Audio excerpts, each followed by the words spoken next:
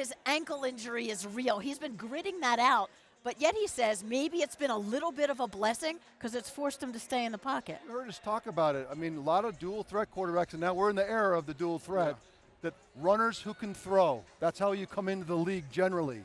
And the idea is that you need to become an elite passer who can run. That transition that we talked about, sometimes being forced to. I got my legs tied by a rope by Coach Sid Gilman, who said, I'm going to actually make you do that.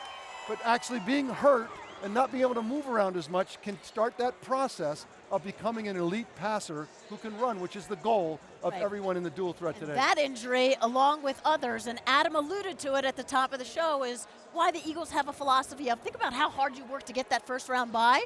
You know, maybe they look at this as first round bye, and it's an opportunity to get a little healthier. Well, and from a physicality standpoint, they need it. Let's not forget, you talk about a precision passer.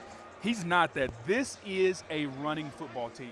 And for a physical running football team, you need the rest. If this were a precise pass, if you need that extra time. Correct, you would want the timing and the rhythm. They don't need that. So they can get rest, run the football, be physical. Exactly, be old school. Guys, let's talk about the Cowboys, because we know it's been just a little while since they enjoyed some real success.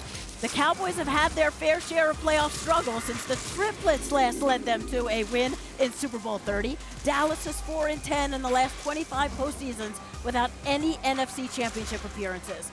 The last time they played in the championship game was back in 1995. Steve, what do you think stands in their way from that breakthrough?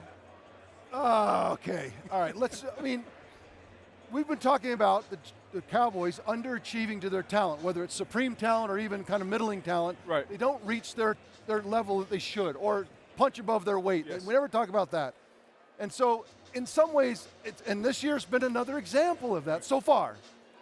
It feels like, I always want to say the locker room, the group of guys in the locker room, are they empowered to own it and self-police? Because all the great teams, that's the quality that I look for. Right.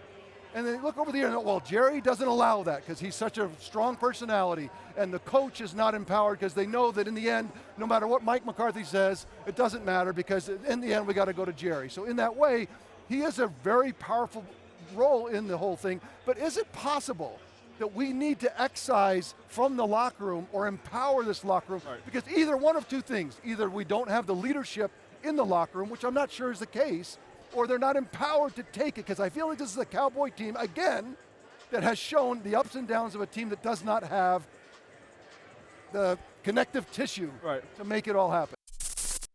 Thank you for watching ESPN on YouTube. For live streaming sports and premium content, subscribe to ESPN+.